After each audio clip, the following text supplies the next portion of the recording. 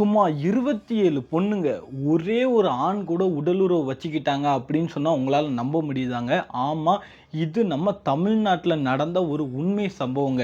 இந்த வீடியோ பார்த்துட்டு இருக்க நீங்க ஒரு பொண்ணா இருந்தீங்கன்னா, தயவு செஞ்சு இந்த வீடியோவ கடைசி வரைக்கும் பாருங்க. ஏன்னா, எல்லா பொண்ணுங்களுமே கட்டாயமா பார்க்க வேண்டிய வீடியோ தான் இந்த வீடியோ. எதுக்காக சொல்றேன்னா, அப்போதான் நாள பின்ன உங்களுக்கு இந்த மாரி ஒரு சம்பவம் நடந்தா கூட நீங்க தப்பிக்கிறதுக்கான நெறைய வழிகள் இருக்குன்னு நீங்க தெரிஞ்சுக்கலாம். ஸோ என்ன ஏதுன்னு சொல்லிட்டு பார்த்துடலாம். அதுக்கு முன்னாடி இப்பதான் நம்ம சேனலுக்கு நீங்க ஃபர்ஸ்ட் டைம் வந்திருக்கீங்கன்னா, மறக்காம நம்ம சேனலை சப்ஸ்கிரைப் பண்ணிக்கோங்க.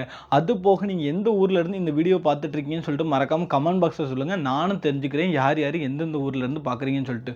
வாங்க அப்படி அது என்ன சம்பவம், அதுல என்ன நடந்துச்சுன்னு சொல்லிட்டு டீட்டெயிலா பார்க்கலாம். இந்த சம்பவம் 2014ல தாங்க நடந்துச்சு. அதாவது நம்ம தமிழ்நாட்டுல தருமபுரி மாவட்டத்துல உள்ள ஒரு சின்ன கிராமத்துல தாங்க நடந்த ஒரு சம்பவம். அந்த கிராமத்துல ஒரு சிடி கடை இருந்திருக்குங்க. அதாவது 2014 காலகட்டத்துல வந்து மேக்ஸிமம் இந்த ஓடிடி, ஆன்லைன் அந்த மாதிரிலாம் மேக்ஸிமம் கிடையாது. ஸோ எல்லாரும் என்ன பண்ணுவாங்கன்னா, சிடி வாங்கி யூஸ் பண்ணுற பழக்கம் தான் உண்டு. ஸோ அந்த மாதிரி சிடி கடை ஒன்று இருக்குங்க. அங்கே வந்து நிறைய புதுப்படங்கள் சிடி விற்கிறாங்க, எல்லாத்தையும் விற்கிறாங்க. அதை எல்லாத்தையும் தாண்டி ஆபாச படங்கள் சிடியானது விற்கிறாங்க. ஸோ இதை கண்டித்து என்ன பண்ணுறாங்கன்னா, ஒருத்தங்க அதே தருமபுரியில் உள்ள போலீஸ் ஸ்டேஷனில் போய் கம்ப்ளைண்ட் பண்ணுறாங்க. என்னென்னா, இந்த மாதிரி ஒரு கடையில் வந்து ஆபாச படம் சிடி விற்கிறாங்க, அதுவும் ஒரு சிடி 300 ரூபாய்க்கு விற்கிறாங்க அப்படின்னு சொல்லிட்டு கம்ப்ளைண்ட் பண்ணுறாங்க. இது வந்து ஒரு பெரிய கேஸ் கிடையாதுங்க. ஏன்னா அந்த காலத்தில் எல்லா சிடி கடையிலையுமே வந்து மேக்ஸிமம் இந்த மாதிரி நிறைய விஷயங்கள் வந்து நடக்க தான் செய்யும். ஸோ இந்த மாதிரி நிறைய ஆபாச படங்கள் வந்து விற்க தான் செய்வாங்க. ஏன்னா இப்போ வந்து அவ்வளவோ வெப்சைட் இருக்குது, எல்லாமே இருக்குது, எல்லாரும் அது மூலியமாக பார்த்துக்கிறாங்க, பண்ணிக்கிறாங்க. ஆனால் அந்த டயத்தில் வந்து அந்த மாதிரி எதுவுமே கிடையாது. இன்டர்நெட் ஆக்சசபிலிட்டிஸ் எதுவுமே கிடையாது. ஸோ என்ன பண்ணுவாங்கன்னா, இந்த மாதிரி சிடி தான் வாங்குவாங்க.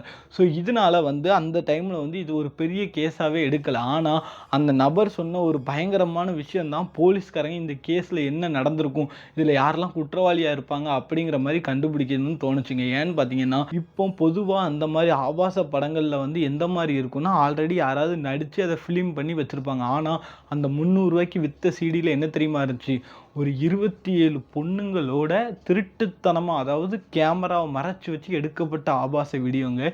இத்தனைக்கும் அந்த 27 பேரும் ஒரே நபர் கூட தான் வந்து உல்லாசமாக இருந்திருக்காங்க. இதில் ஒரு மிகப்பெரிய கொடூரம் என்ன தெரியுமா, அதே ஊரை சேர்ந்த 27 பொண்ணுங்க தான் அந்த பொண்ணுங்க.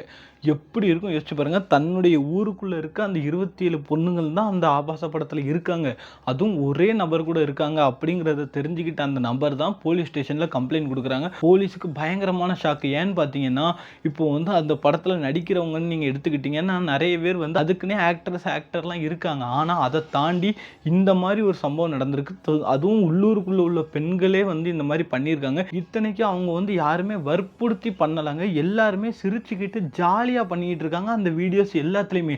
அப்போ அந்த 27 பொண்ணுங்களுமே வந்து விருப்பத்துக்கு எதிராக பண்ணாமல் அவ்வளோ வெறும் விருப்பத்தோடு அந்த ஒரு நபர் கூட வந்து உல்லாசமாக இருக்கிறாங்க. இது எல்லாத்தையுமே வந்து போலீஸ் கவனிக்கிறாங்க.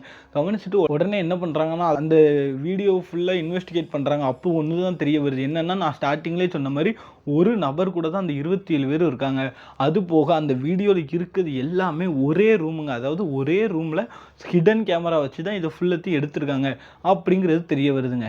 ஸோ இப்போவே நீங்கள் யோசிச்சு பாருங்கள், ஒரே ஊரை சேர்ந்து அந்த 27 பொண்ணுங்களோட மனநிலைமை எப்படி இருக்குன்னு சொல்லிட்டு. ஏன்னா அவங்களோட வீடியோ வந்து ஊர் ஃபுல்லாக பார்த்துட்டாங்க. யாரோ ஒருத்தங்க வீடியோ பார்க்குற மாதிரி கூட கிடையாதுங்க. இது சொந்த ஊரில் இருக்க அந்த பொண்ணுங்க. நாளை பின்ன அந்த பொண்ணுங்களால் வெளியே தலகாட்ட முடியாது. ஏன்னா ஊரே கண்டிப்பாக இந்த வீடியோவை பார்த்துருக்கோம். எவனும் உத்தமே கிடையாது. எல்லாவனும் சிடி கடையில் போய் அங்கே தான் செஞ்சுருப்பான். எல்லாரும் பார்த்துருப்பாங்க. அந்த பொண்ணுங்களோட நிலைமை யோசிச்சு பாருங்கள். இப்போ போலீஸ்காரங்க இது எதனால இப்படி நடந்துச்சு அப்படிங்கிறத இன்வெஸ்டிகேஷன் பண்ணுறாங்க. அப்போ தான் அந்த வீடியோவில் ஒரு நபர் இருக்கார் தெரியுமா, அவர் யாருன்னு கண்டுபிடிக்கிறாங்க. அவருடைய பேர் என்னன்னு பார்த்தீங்கன்னா சிவராஜுங்க. அவருக்கு 42 வயசு. அவர் என்ன தொழில் பண்ணிட்டு இருக்காருன்னு பார்த்தீங்கன்னா, வட்டி தொழில் பண்ணிட்டு இருக்காருங்க. அதாவது வட்டிக்கு பணம் விடுவாங்க தெரியுமா, அந்த மாதிரி. அது போக அந்த சிவராஜை பற்றி நல்லா இன்வெஸ்டிகேஷன் பண்ணும்போது தான் ஒரு விஷயம் தெரியுது. என்ன தெரியுதுன்னா, அவர் வந்து பெண்களுக்கு மட்டும் தான் வட்டிக்கு விடுவாராங்க, ஆண்களுக்கு வட்டிக்கு விட மாட்டாராம். அது போக அந்த தருமபுரி பக்கத்தில் உள்ள அந்த கிராமம் இருக்குது தெரியுமா, அந்த கிராமத்திலேயே இருக்கிறதுலே கம்மியான அமௌண்ட்டுக்கு வட்டிக்கு விட்டுறது அவர் தானாங்க. அதாவது கம்மியான வட்டி, 10 பைசா 20 பைசா வட்டின்னு சொல்லுவாங்க தெரியுமா, அது மாதிரி கம்மியான வட்டி பைசாக்கு வந்து பணம் கொடுக்கறது வந்து அவர் தானா. அதனாலே பெண்கள் எல்லாரும் அவர்கிட்ட தான் கடன் வாங்குவாங்களாம். அது போக அவர் வந்து யாருக்கும் கொடுக்க மாட்டார், பெண்களுக்கு மட்டும் தான் கொடுக்கவும் செய்வார். ஸோ இதுக்கப்புறம் தான் தெரிய வருது, இந்த ஆளு கம்மியாக வட்டிக்கு கொடுக்கறது ஒரு சுயநலத்துக்காக தான் அப்படின்னு சொல்லிட்டு. இவன் வந்து நல்லா இருக்கணும், எல்லாரும் வந்து பாவம், அந்த பொது நலத்தில் இவன் பண்ணவே இல்லை. இவன் என்ன மாதிரி பிளான் போட்டிருக்கான்னா, கம்மியாக வட்டிக்கு பணங்களை கொடுத்துட்டு அதுக்கப்புறம் அந்த பொண்ணுங்க கிட்ட வந்து தப்பாக அப்ரோச் பண்ணலாம் அப்படிங்கிற மாதிரி பிளான் பண்ணியிருக்கான். இவன் பிளான் பண்ண மாதிரி தாங்க எல்லா விஷயத்தையும் பண்ணியிருக்கான். அதாவது என்ன நடந்திருக்குன்னு பார்த்தீங்கன்னா, இவன் வந்து வட்டிக்கு பணம் கொடுத்துருவான். இவன்கிட்ட வட்டிக்கு வாங்குற பொண்ணுங்க எல்லாருமே வந்து தன்னுடைய கணவனுக்கு தெரியாமல், வீட்டுக்கு தெரியாமல் தான் வந்து வட்டிக்கு பணமே வாங்குறாங்க.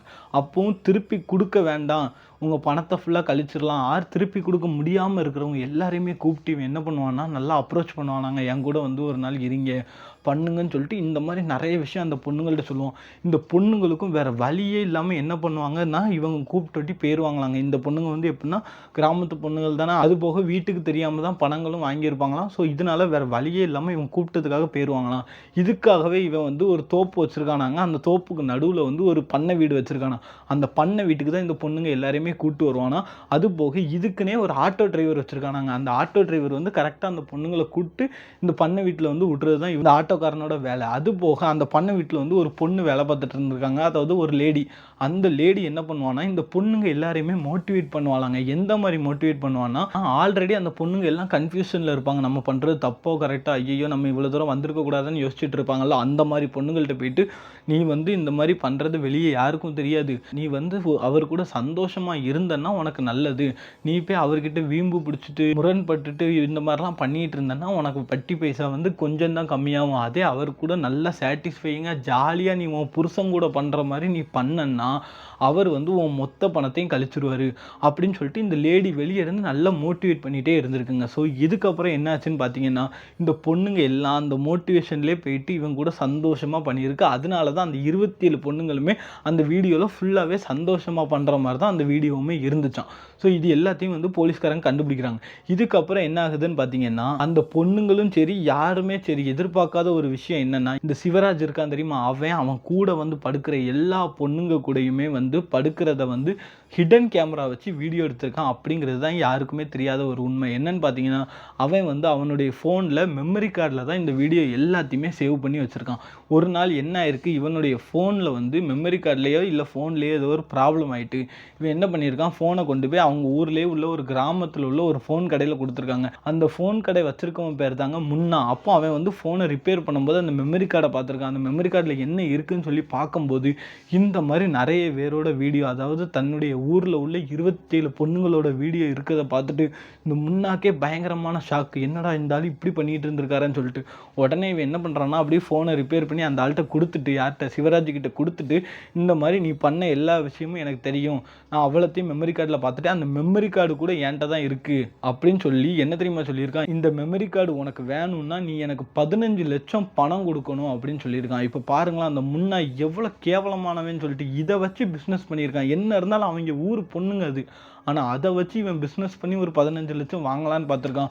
ஸோ இதனால இந்த சிவராஜும் என்ன பண்ணியிருக்காருன்னா, நீ பண்ண வீட்டுக்கு வா, நீ பண்ண வீட்டுக்கு வந்துட்டு நான் உனக்கு தந்துடுறேன் அப்படின்னு சொல்லியிருக்காங்க. இவன் அதே மாதிரி பண்ண வீட்டுக்கு வந்திருக்கான். பண்ண வீட்டில் வச்சு இவர் பணம் கொடுக்குற மாதிரி இவனை கூப்பிட்டு பயங்கரமாக அந்த இடத்துல நிறைய ஃபைட் சீக்வன்ஸ்லாம் நடந்திருக்கு. அந்த ஆட்டோக்காரன் நிறைய பேர் இவர் ஆல் ரெடி பண்ணியிருக்காரு.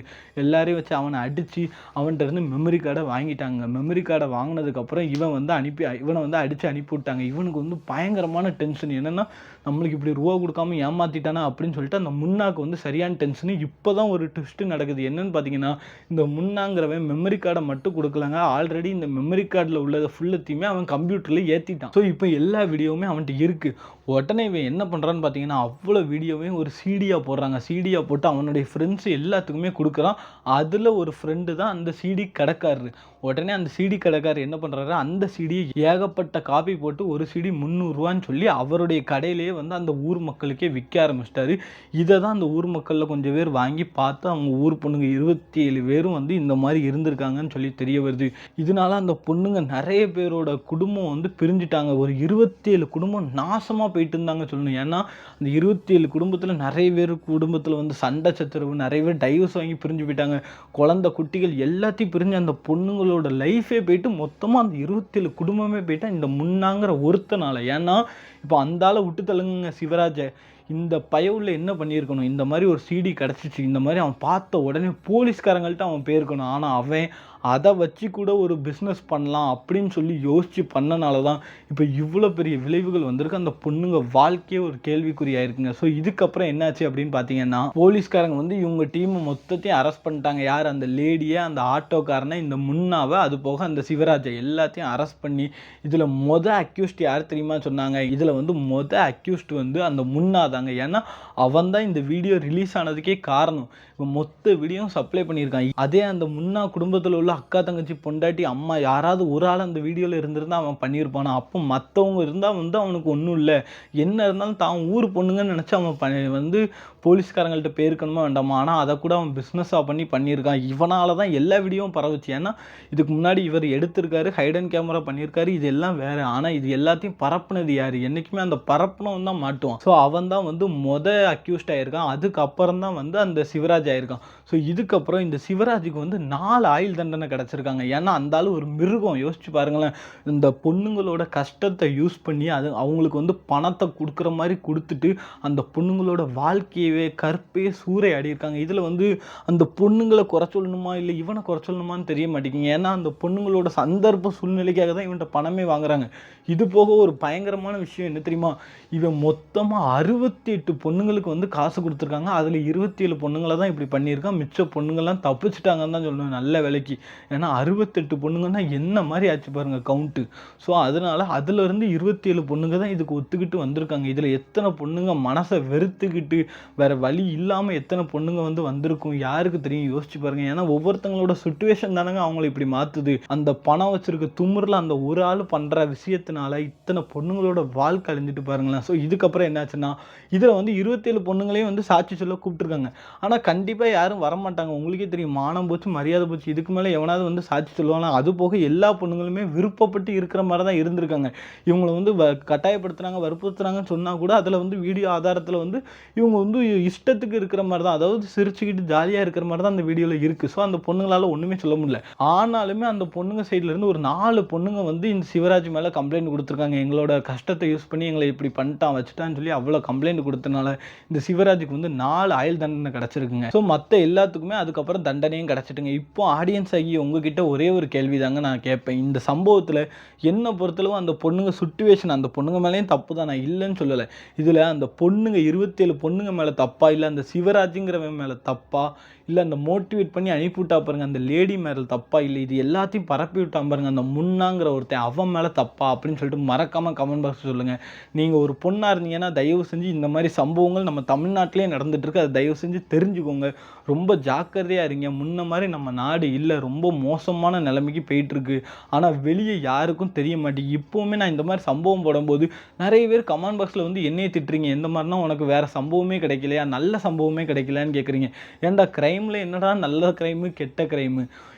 இப்போ என்னென்னா ஒரு கொலை அந்த மாதிரி கிரைம் போட்டால் தான் அது நல்ல கிரைமு அப்படின்னு நினைக்கிறாங்க. இந்த மாதிரி சம்பவத்தை வந்து கடந்து போகலாம் அப்படிங்கிற மாதிரி எல்லாரும் யோசிக்கிறாங்க. அது ஒன்று தாங்க என்னோட மென்டாலிட்டி. ஏன்னா எதுக்கு நம்ம கடந்து போகணும்னு நான் கேட்கேன். இது அப்படியே நார்மலைஸ் பண்ணுறாங்க எல்லாருமே. இந்த மாதிரி ஒரு தப்பான உறவோ தகாத உறவு பண்ணி அது ஒரு கிரைமாக முடிகிறத எடுத்து நம்ம போடும்போது அது ஏதோ நான் ஒரு தப்பான இதை பரப்புகிற மாதிரி போடுறாங்க. ஏன்னா இதை பார்த்து எவ்வளோ பேருக்கு ஒரு இன்ஸ்பயர் ஆகும், எவ்வளோ பேர் அவங்க வாழ்க்கையை மாற்றிருப்பாங்க யாருக்குங்க தெரியும்? நீங்கள் யோசிச்சு பாருங்களேன். இந்த மாதிரி சம்பவங்கள்லாம் நடக்கிறது தெரிஞ்சிச்சுன்னா ஆல்ரெடி தப்பு பண்ணியிருக்கவங்க கூட திருந்த வாய்ப்பு இருக்கலாம். இல்லைன்னா இந்த மாதிரி தப்புலாம் நடக்குதுன்னு தெரிஞ்சுக்கிறதுக்கு கூட ஒரு வாய்ப்பு இருக்குல்லாங்க. ஸோ தயவு செஞ்சு புரிஞ்சுக்கோங்க. எல்லாத்தையும் வந்து நார்மலைஸ் பண்ணாதீங்க. அதை தான் நான் எல்லாருக்கிட்டையும் சொல்லுவேன். கமெண்ட் பாக்ஸில் வந்து அப்படியே நார்மலைஸ் பண்ணிட்டு போகிறீங்க. இது என்ன நம்ம நாட்டில் நடக்காததா, புதுசாக நடக்குது அப்படிங்க? ஏங்க நார்மலைஸ் பண்ணுறீங்க? அதான் நான் கேட்குறேன். ஸோ அவ்வளோதாங்க, நான் சொல்லதுக்கு ஒன்றும் விருப்பம் இல்லை. பொண்ணுங்க தயவு செஞ்சு அலர்ட்டாக இருந்துக்கோங்க. பசங்களும் சரி, எல்லாரும் சரி. இனிமேல் வந்து எந்த ஒரு விஷயத்தையும் வந்து ஆர்கனைஸாக பண்ணுங்கள். ஆர்கனைஸ்னால் என்னடா சொல்கிறான்னு யோசிக்காதீங்க. நல்லா வந்து இந்த லைசன்ஸ் வச்சுருக்க ஃபைனான்ஸ்லாம் இருப்பாங்க பாருங்கள், அவங்கள்ட்ட வாங்க. இந்த வட்டிக்கு வாங்குறேன் அதுக்கு வாங்குறேன்னு சொல்லி எவங்கிட்டையும் வாங்கி எல்லாத்தையும் அழிச்சிட்டு உட்காந்துடாதீங்க. ஸோ அவ்வளோதான் நான் சொல்ல விரும்புகிறேன். இந்த சம்பவத்தை பற்றி நீங்கள் என்ன நினைக்கிறீங்க அப்படிங்கிறத கமெண்ட் பாக்ஸில் சொல்லிடுங்க. இன்னொரு கிரைம் கேஸில் உங்களை வந்து சந்திக்கிறேன். அதுவரை உங்களிடமிருந்து விடைபெறுகிறேன். வணக்கம்.